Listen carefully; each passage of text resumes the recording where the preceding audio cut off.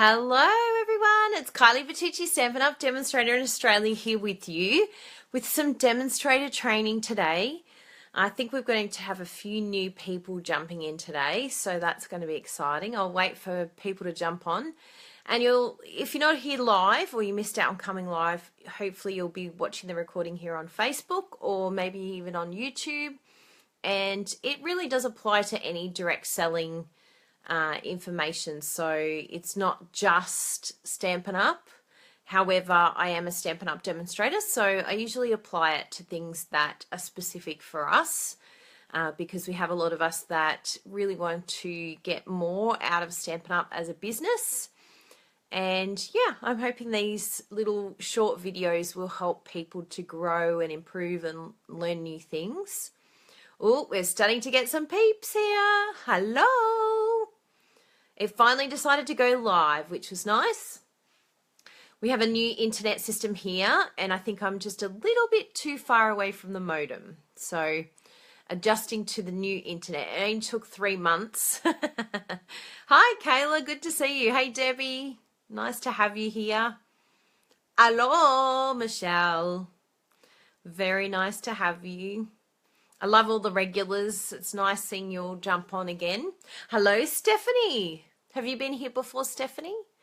It's very rude of me if I didn't recognize your name, but I feel like this is the first time I've seen your name. I could be wrong because my brain is a bit of a sieve and I have a lot on my plate and I see a lot of names. Hello, Pam. Hey, Christy. Good to see you. Oh, good. Oh, good. My intuition is right. Very good, Sarah. I'm glad you're here. Honey, Nicole. Nicole's my Crazy Crafter superstar. Hey, Suzanne, you've been a busy woman with all your random act of kindness cards. Wow. That's exciting. Oh, you're under Marcy. That's very nice.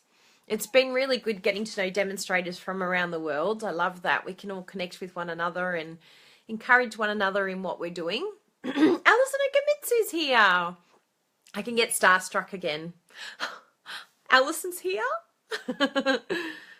Hi, Michelle. Good to see you.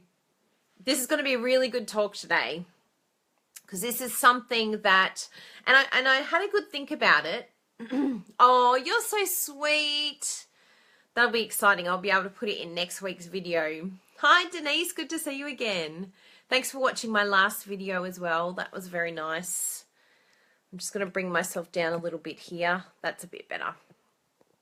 You can see where I've used the cardstock mint macaron. Hello. Oh, that's nice. It's a creative day. After this, I need to do some creating. I think I've got about 4 cards to make. I'm glad you liked the card. It came up very nice, surprisingly, with all those random colours. Where did I even put it? I've put it somewhere to photograph. Oh, there it is over there. Hi, Helen. Good to see you. I'm going to lean over. Oh, this is the card that we made in my last video. Random colours, mint macaron, Cajun craze, crushed curry, early espresso, and marina mist. Random. But they all came from my coffee cup. I'm going to show you my coffee cup that I've now drank all the coffee out of, even though it got a little bit cold. Oh, and Tangerine Tango. Yeah. It came out really good, so I'm very happy. And it's for my mum because it says, because of you, I am me. Thanks, Mum. Thanks for making me crazy. We can only blame our mothers, right? Oh, I should send it to Dad too, actually. He made me crazy. It looks 3D on here. That's cool. Well, I'm going to get stuck right in, and I'm sure people will jump on in as I go along. But this one about growth and profitability is a really, really important one, because the one thing that I wanted to talk about today was that as a Stampin' Up demonstrator, we have a really interesting thing that happens. And that is that we're kind of doing this as a hobby. And a lot of us are like, start as a hobby. And then we're like, oh, but I might kind of try, selling some cards. Or I might try and do something businessy, but I'm not going to call it business. I'm going to still call it hobby. And because of this blurred lines of what is hobby and what is business, finally, Lisa, where have you been? We've been waiting for you. I like staring at her because she's always like, where are you, Kylie? I can't find you. So it's nice being able to stare her back. But yeah, so I find that when we're sort of hobby, demo, not sure where we're at, that what can happen is that, oh, it's one of those, is it? Don't ask. What can happen is we blur the lines and we can actually devalue our time because we're seeing it as a hobby. So therefore we don't ask the amount that we should ask for. So say for instance, handmade cards, and I've heard a lot of demonstrators that have done this, where they spend say half an hour to an hour on a handmade card. Then they go to the markets or they go to a store or something like that, and they sell them for maybe $2 or $3, which is totally up to you. I'm not saying don't do it. However, if you told someone that you worked for $6 an hour, you got a new job and you work for $6 an hour, how do you think your friend would take that? And mind you, the card costs money to make on top of it. So you're not even necessarily getting $6, maybe $4.50 by the time you take out the cost of your product from that card. And it's a really good thing to think about where your time is going and how much you are actually offering your products for, and is it actually profitable? So sometimes what I just like, because people say to me, oh, do you sell your cards? And so for me, I'm like, no, I don't sell my cards. I keep them for friends and family, and they're special to me. They're special for my friends and family. And to me, I think I get more value from giving it to others than I do actually selling them. But of course, everyone is different. However, there can be little things that you do that change your profitability and change the fact that you can make a little bit of extra money. Because when I first started Stamping Up, I didn't want to dip into our family income to ask money for stamps and, you know, for a hobby. I didn't want to step into, you know, money that was being saved for us or for the bills and things like that. So I kind of wanted to come up with an idea of a way to sell something, and I didn't have customers, so I wasn't selling much product and I wasn't getting much commission or anything like that. I didn't have a team, so there wasn't a lot of cash flow coming in. So what I decided to do was I made little kits, like card kits, little punch art animals, you know, the punch art animals that are done with the punches and the shapes. So I sold those kits, and they were a lot of work. I look back and I think, whoa, they were a lot of work. However, they were brilliant for me to be able to get the product that I wanted to get. However, I put a lot of time into it. And a lot of that time could actually be more productive if you start building up your Stamping Up business. So if you looked for a customer, and a customer, say, spent, you know, $100 or $200 with you, straight away, if you find that customer is ordering from you regularly, each time they're ordering, you're maybe getting $20 or $40 or $50 commission from that one customer. And even though it might take a little bit of work to find the customer or send an email to them, as you start slowly growing the amount of customers that come to you, it's a great way to make some really cool income. And that will give you the growth and the profitability too, because we don't want to be spending our time trawling through Pinterest, going to markets and selling cards that are already made that crafters are not interested in. Crafters are not interested in handmade cards. Crafters want kits or product that they can make themselves because they're crafters. So you could spend a lot of time doing things that aren't actually profitable for your future business and growth. So eventually what will happen is you will either run out of energy, or you will come to a realization that you're ripping yourself off and you will give up. Because you'll be like, what am I doing this for? I'm like chasing my tail and working so hard for like $6 an hour. So it's good to just step back. You know, maybe you've got a few little projects that you're working on at the moment, or little ideas for markets or something like that. But just step back and think, who are the people that I'm actually marketing this to? What am I hoping to get out of it? And why am I doing it? And it's really good to just, and you can write those, you know, questions down. It's good to actually look at your intention or your reason why.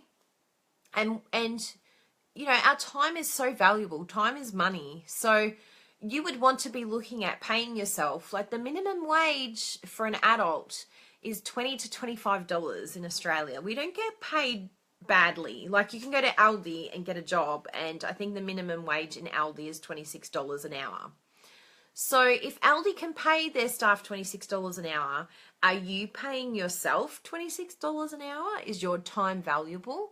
And the key is not blurring that line of, oh, well, I'm having fun, I'm making cards, but now I'm going to sell them. And, you know, there are some people that can mix the two, but you always have to remember, if you definitely know that you're doing it for a hobby and this is a lot of fun and then I'm just going to sell them, all good. But if you get to a point where you start getting a little bit bitter, I've worked so hard and I'm not getting anything from this, I've still got no customers, and you're getting really frustrated, well, that's when you've got to actually pull yourself back before that time. Like, don't think that by making handmade cards and selling them that you're going to set the world on fire. You won't go anywhere, because the customers that we're looking for are not people who appreciate craft. They are people who make craft. So you might be better off looking at how you could do like little card kits or something that crafters would really appreciate, or even at a market. We've got cash and carry. You can bring along one of the kits that are Stampin' Up have already done for us and show people how you can use their kits that have everything in them. Watercolor Wishes is a brilliant example. And the commission that you'll get on that is great. You know, if you sell a few of those, that is much more profit than if you sat there putting your own kit together, you know, doing it all by hand. And it might mean that you invest and you buy one of the kits and then you have a few there to sell. But you just show people how you make the kits. Michelle, I've done markets. Oh, hang on. I've done markets to get people interested in SU and have cards in a shop to get their interest. But I hear what you're saying, as this is the realization I've come to in the last 3 months. Yeah, it takes a little bit of time for us to realize that by selling cards, we are, sorry, it's a bit wobbly, we are not actually finding the type of people that we're looking for. These are not the people we should be marketing to. And you won't get it. It will not help your business if you want to grow Stampin' Up. It will help you make some cards and kind of recoup probably what you've spent, but not necessarily your time and your effort. So that's a really good thing to keep in mind. Now, some really good things to think about too with Stampin' Up for growth and profitability is a lot of people think that your growth comes from getting customers. And a lot of people will hold on to customers because they don't want to lose them as recruits. And I understand that, because you're like, oh, I'm getting this commission. I don't want to lose this, you know, customer, because then they're going to become a recruit and then I'm going to miss out.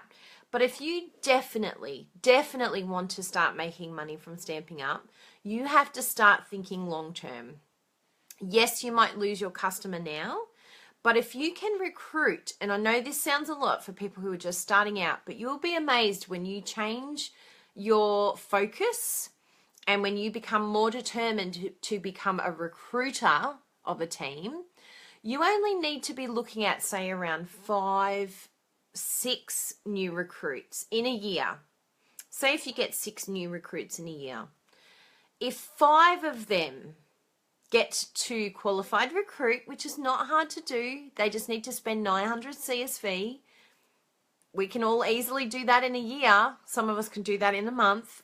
It's about $1,300 in Australia, $1,320, something like that. So if you get 5 of your new team members spending that, you will get given, I'm pretty sure, don't quote me because I don't have my information in front of me, but I'm pretty sure it's 700 CSV that you get given, cash. from Stampin' Up. So this is a really interesting aspect of Stampin' Up, is a lot of people don't realize that you get rewarded with bonuses and cash and amazing rewards as you grow and as you build your team. And it may take time. It will take time. I mean, there are some people that can, do incredible things in a very short amount of time, and good on them if they can. But majority of us are going to it will take a few years, just slowly chipping away, adding a few new team members, talking to new people, meeting new people. And, if you're going to go to markets and shopping centers, meeting the right people by having the right things at the market as well. Get your big shot out, allow them to emboss something, allow them to stamp something and to cut something. You want to make it like a little mini workshop at that market or at the shopping center. If you just stand there and sell handmade cards, you are not going to get the people that you're after. And that takes a little bit of time and a bit of effort too. But if you make that investment and you're making that investment wisely and knowing who you're actually targeting, then you will see the results. And it's amazing when you start seeing those bonuses come in. The other thing to keep in mind is advancing.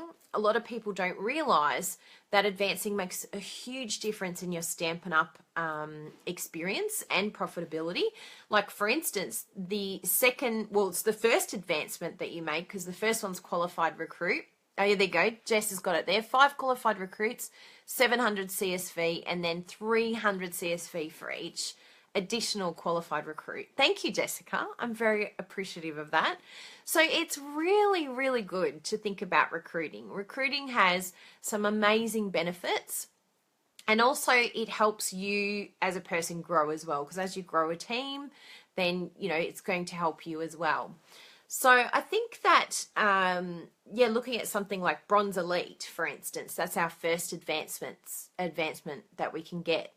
And Bronze Elite gets you another 5% discount. So instead of 20% commission or discount, we get 25. So looking at the advancements and how to advance, do you know how to get to the next level? Do you know how close you are to the next level? Do you know what benefits you get when you get to the next level? All of those things are huge, because eventually as you start climbing and going to each advancement, you're going to get more and more rewards from Stampin' Up. And the coolest thing is eventually, if you can hit Gold Elite, and I know that sounds like a far distant thing for some people, but you just slowly chip away at it, know what the goal is and what you're working towards, set small goals and work towards it. And when you hit Gold Elite, you get 2% commission from your sales and all of your level 1 sales every quarter. And that is huge. That is a huge, huge bonus, and a huge thing for growth and a huge thing for profitability.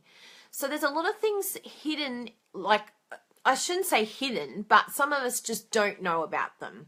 And it really is up to you that if you turn around and you go, you know what, I really want to do this, you've got to get serious. You've got to get back to studying. You've got to pull out that compensation plan, and you have to know it and know it well. And if you know it well, then you can reap the rewards and the benefits and get this great growth and profitability, because you know what your target is then.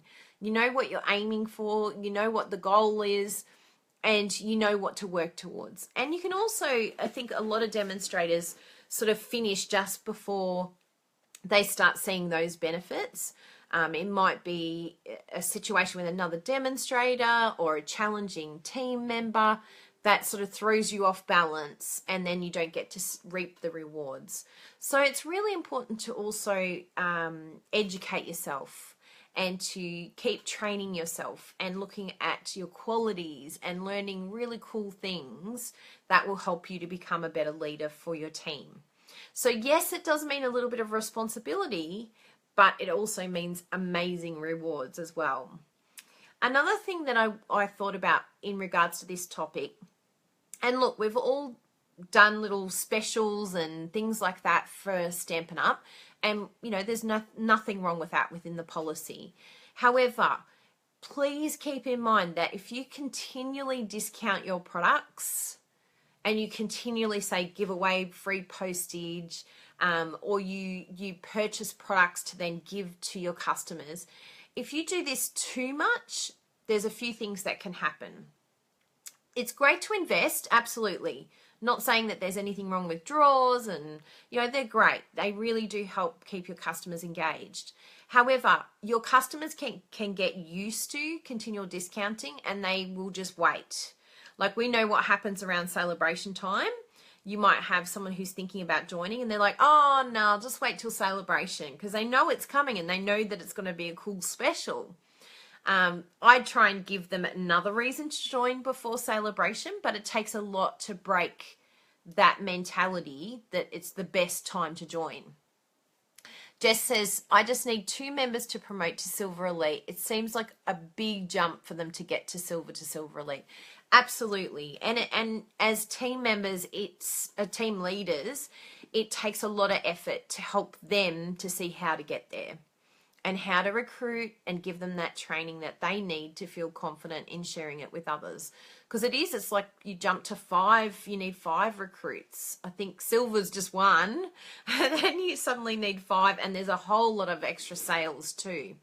So yeah, create incentives for your team for in between, like create smaller goals. If you get to 3 recruits, there's going to be some sort of reward when you get to 3 recruits. So it's like breaking down the goals for them to make it more achievable, so that they know where they're going and where they're heading and what their goal is, that eventually they'll be like, oh my goodness, I got to Silver Elite. That's cool. Because there was little stepping stones to help them get there. Because we all need to break it down, and sometimes we can lose focus too. If it seems too overwhelming or too difficult, well, we just get to the point where we give up, and that can be really discouraging for us when we do so well and then we pull back, or there's a distraction, and it's really hard to get back into that cycle. So as team leaders, we can definitely help. But yeah, so if you just think about continual discounting is something to really keep in mind. And yes, there's some great rewards. You might get the trip, or you might get some other cool stuff because you've got all these customers buying. But you've got to think long term as well. You've got to think about, is this sustainable? Am I growing? And am I getting profit? So you might say, you know what, I might have to I might have to give up the incentive trip this year by not continually doing some sort of discount or specials that is taking money away from me. Fair enough if you've got host code rewards and you've got them for free or whatever, this is a different situation. That's not coming out of your income. But if it's something that's coming out of your income, then you're basically setting yourself up to lose, like to miss out on those sales and that full commission. And from a business point of view, you wouldn't want to miss out on that, because this is like a little nest egg that's going to hopefully grow and improve over time and continue to get that profitability. And you imagine as a customer, if you're used to getting a certain thing and then suddenly it's like, oh no, I'm not doing it anymore because I'm doing really well, you would probably lose all those customers. And those customers will just look for the next special. They'll look for the next discount, because there's some really clever customers out there. They're like looking for the next best special. But if you give your customers the best customer service, you reward them with other little things, like maybe it could be tutorials. Like if my customers a tutorial every month, they get a bundle of 12 tutorials. If they purchase, they get a gift, they get a handmade card. And all of these things are not coming out of my pocket at all. There's a bit of time in creating a customer card, especially when you have quite a number to do. Hello, Rose. Good to see you. But that is a great investment. You can see that would be a really great thing for your customers. And that gives them great customer service and loyalty. And they will stick with you, because ultimately they can choose from thousands of demonstrators. Why are they choosing you? If they're choosing you because you're giving them a discount, then they'll probably just look for the next person that's giving them a discount. It doesn't necessarily create loyalty, and it doesn't necessarily help you as a demonstrator. Is a written tutorial or a video tutorial quicker? Great question, Rose. It would be up to you. Are you better at writing or are you better at videos? Because every one of us are going to be different, aren't we? As to what is good for us, what works for us, what we feel more confident in doing, and what is going to be easier and less overwhelming for us to be able to do.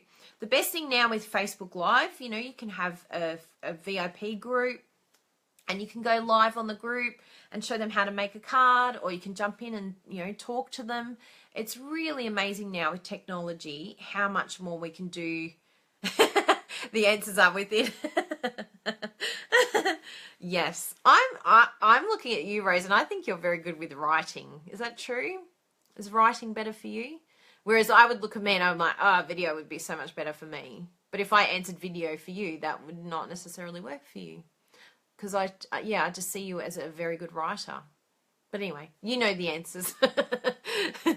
So just creating that loyalty. And I think one thing that demonstrators tend to do as well is we tend to think that the market is all stitched up and that there's no way that you can get customers because, they already order from other demonstrators, so there's nothing left for me. And that is so untrue. There is so many people. There's a whole generation. Like, I look around on stage in Australia and I'm like, where are the Gen Ys? Why are the Gen Ys not here? Where are the men? Why are the men not here? Like, there's so many different markets we haven't tapped into yet. I am busting my guts to try and use Project Life more. And I am one of the ones that, I've fallen off the Project Life bandwagon. But use Project Life. That would be a whole different group of people. And not many demonstrators are utilizing that. And that's a whole, I think Alison Okumitsu does a brilliant job in Canada.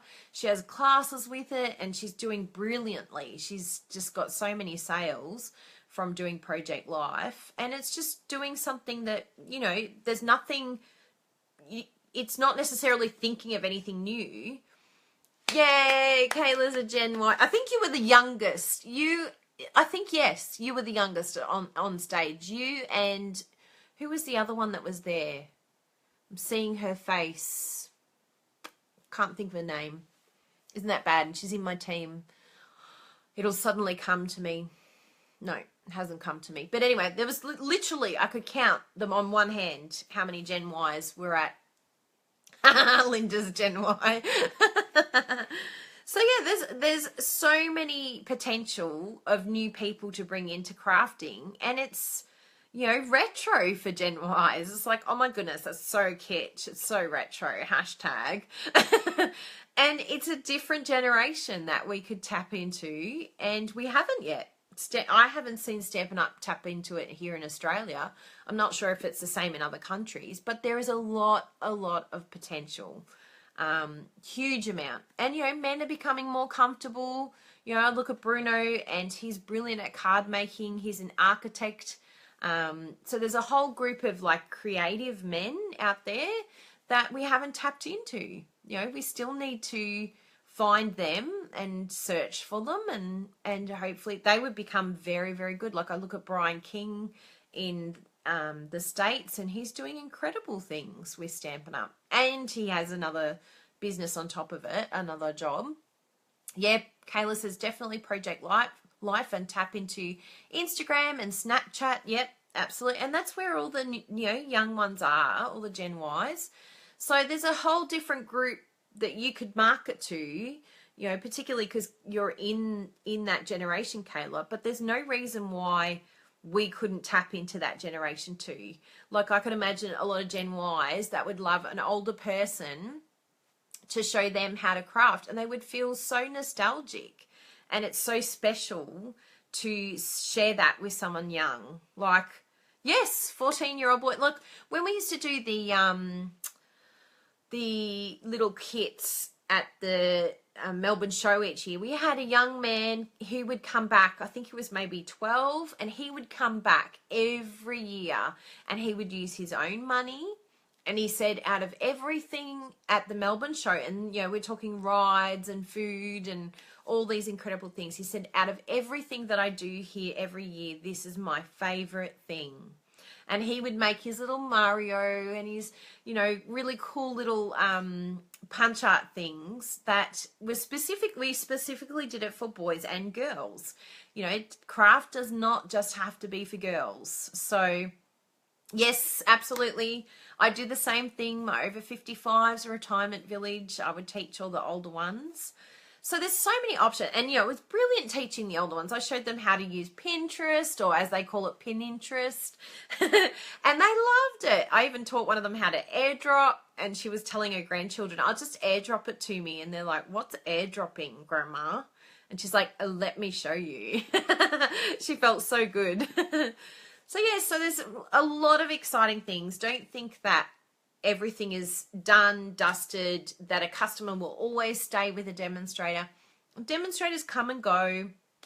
Demonstrators change. Circumstances change. Like, I don't know what's happening in my life tomorrow. You know, things can change. And if you are not plugging along at your business, sending newsletters, doing little things, then you're not going to be there and ready to catch that next customer that's maybe lost. Like, I noticed there was a whole group of women that suddenly started ordering from me from the same area. And I just messaged one of them and I said, oh, it's just interesting that you know, you've placed your first order with me. How did you hear about me? Blah, blah, blah. And basically this community of women had lost their demonstrator. She had stopped as a demonstrator. She'd moved.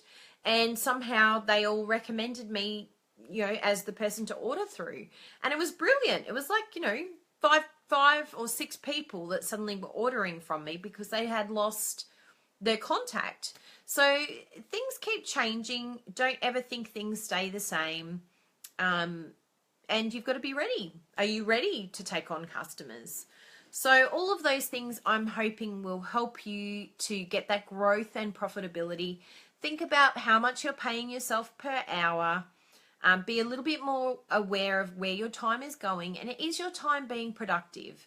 Is it actually doing what you want it to do? And do you know where you're going? Are you going to stay a hobbyist that just makes cards on the side, or are you really going to give it a shot? You've got to actually make that decision. You can't just say, oh, I'm just going to be in limbo. There is no limbo if you want success. Limbo is such an ugly place to stay in, because if you stay in limbo, you will get frustrated. You can't just dip your toe in. You have to jump. And once you jump, then you start seeing it happen. What did my instructor say this morning? That's right. You don't have to be great to begin. You just have to begin to be great. She was saying that as I was like wanting to punch her because she was doing my cycle class. But I thought that was profound, because it's so true. Unless we start, we're not going to find that goal. We're not going to get to the goal. It's not like you can just, oh, I'm just going to wait until, you know, everything's good and I'm feeling confident and everything's good around me. No, it doesn't work like that. You've got to start somewhere. This is interesting. Joanne says, this is where I think it's unfair for new demos to have to pay for DBWS and to be included in the directory. Well, I have some news for you, Joanne. And this is my top tip for my girls, because some of them don't like the fact that we have to pay for DBWS. But if you pay for DBWS, you are in an exclusive group. Suddenly you are in this elite group of people that are the only ones that have online ordering. And in a world that is all online, you want online ordering. You don't want to miss out on that. So yes, it's an investment, but I look at my dad, and he basically, to start a restaurant, he put in $200,000 to start the restaurant. He will not see a profit for maybe 2 to 3 years, maybe 4. It's very difficult on the Gold Coast for businesses.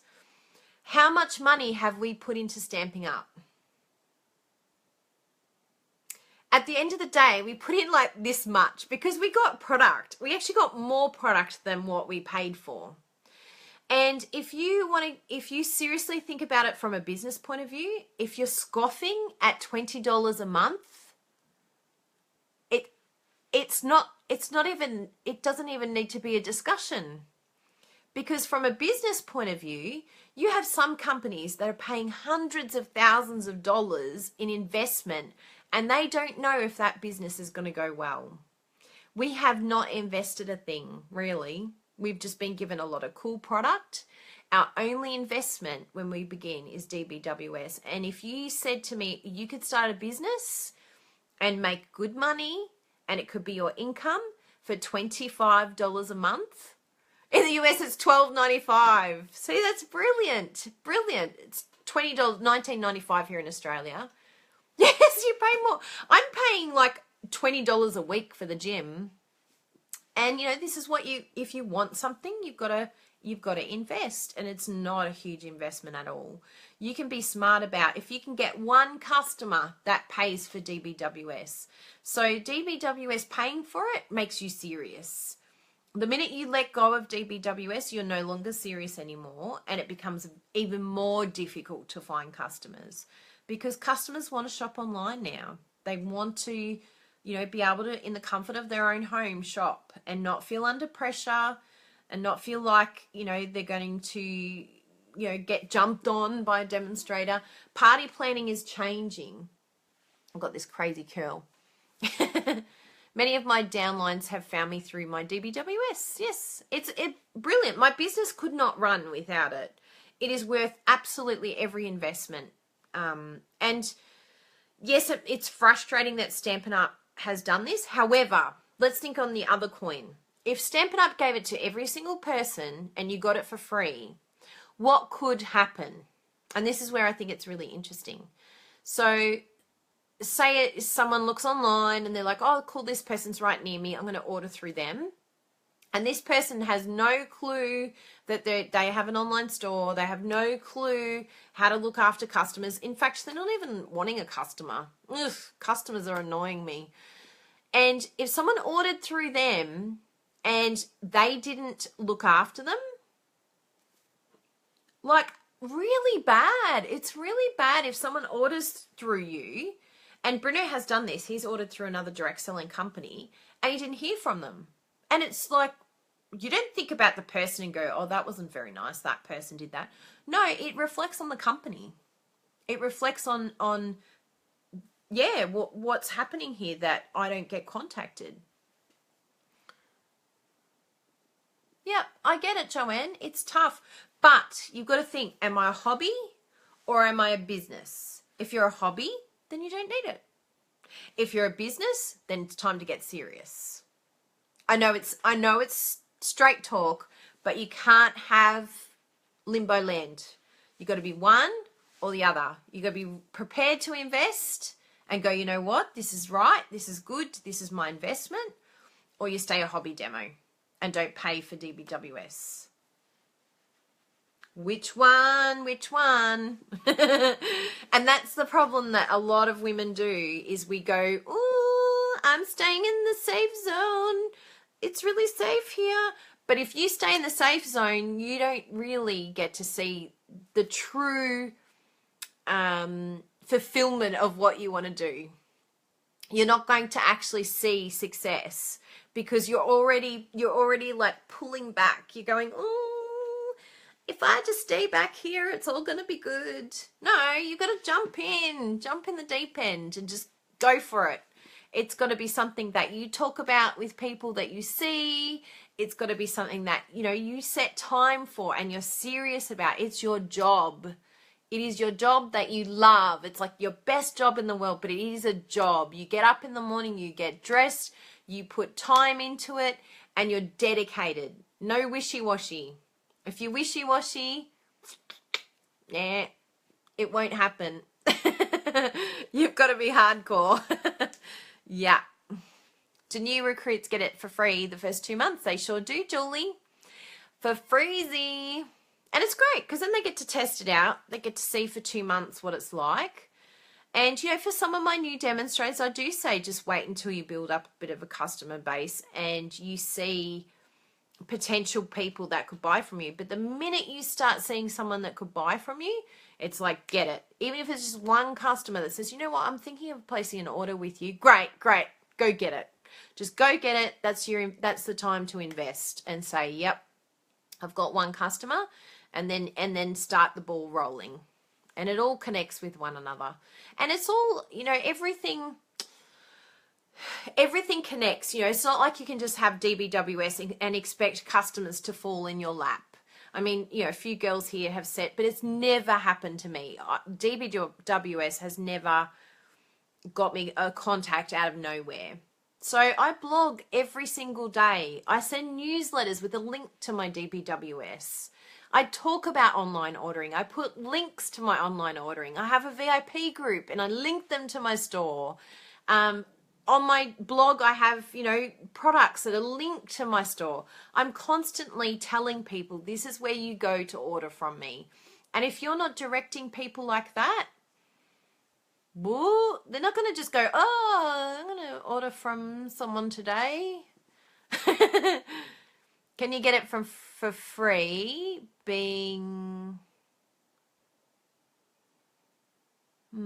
Sorry, Doris. I don't think I understand your question. So the interesting thing that I can see here, Doris, is you said I only did it as a hobby. But basically there is no two paths. Every demonstrator that signs up has signed up with the potential of it being a business. If you don't want to make it a business, all good, you can just shop. However, it is a business. So it's not like, it's demonstrators that's created hobby and business. It actually is a business. So all of us are in the same boat, even though it doesn't feel like that sometimes. Does DBWS have a different web address that you can link directly to your personal blog? Yeah, totally. Even if you just link to your DBWS sign up, like stampinup.net, just link to that and then they can see where to shop. And yes, totally, you can do a tax write-off for your DBWS. So you've been with Stampin' Up for a year, Doris? No, you wouldn't get it for free anymore. It's only in your first 2 months. So you'd have to pay from now on. But anyway, I hope that helps. I'm sorry for the tough love. But sometimes it's good to just, step back, think about where you're at, and, it's time to get serious. No mucking around. It's like, are you in or are you out? What are you doing? And if you're in, then go in. No fears, no anxiety. Just, you got nothing to lose. Nothing. Just go for it. No, all good, Joanne. It was brilliant. Great addition. It's a good way for us to have a chat about that whole thing, because it is a big thing. A lot of people are like, oh, I would have to pay for DBWS. But if Stampin' Up didn't have an exclusive group that are happy to pay for it, they could end up ordering from someone who literally never contacts them and doesn't even know that they've ordered. So that would be really sad. That would be really bad customer service. Good. Excellent. Print up that compensation plan, Michelle. Look at your advancements. Look at where you can get those sweet spots, that gold elite. Oh my goodness, that has to be your goal. That 2% is the bomb. Like literally, I opened up my reports and boom, there was like a big green bonus chart. And that's what you want. We want to be making money from this. We don't want to be constantly, oh, I'm buying more craft, and your husband looking at the credit card and going, man, this is just like costing money. I'm not seeing money. We want to see some cash flow come through and it to be an actual business. And it takes time, but it will happen if you keep pushing it and recruit, and try and meet those right people. Crafters, not people who admire craft. So I hope that's helped you today. Looking forward to next week. What have we got next week? I'll just get my little diary here. I've already done up the event page. So it's creating a culture and trust as a leader in the community. So trust is a big issue these days. And it's really important that as a team, we feel like we can trust one another. And even as demonstrators, we might be in competition with each other in the same area, but there is no reason to lack trust in one another. It's just, it's not good to feel that fear. And anyway, we'll talk about it next week. I'm already going on to the next one. But thank you all very much for watching today. If you have any other questions, please let me know. If there's something emotionally or something that you're struggling with that you'd really like to for me to chat about, please let me know, because it helps me as well. Yes, we get so much more if we help each other rather than being against each other. It's, yeah, really, like, I have seen it. Every time I give, it's amazing what comes back. So it's a much better way to run your business. Glad you enjoyed it, Rose. Excellent. And I'm sure we'll see you all next week. Have a wonderful afternoon, everyone. Bye.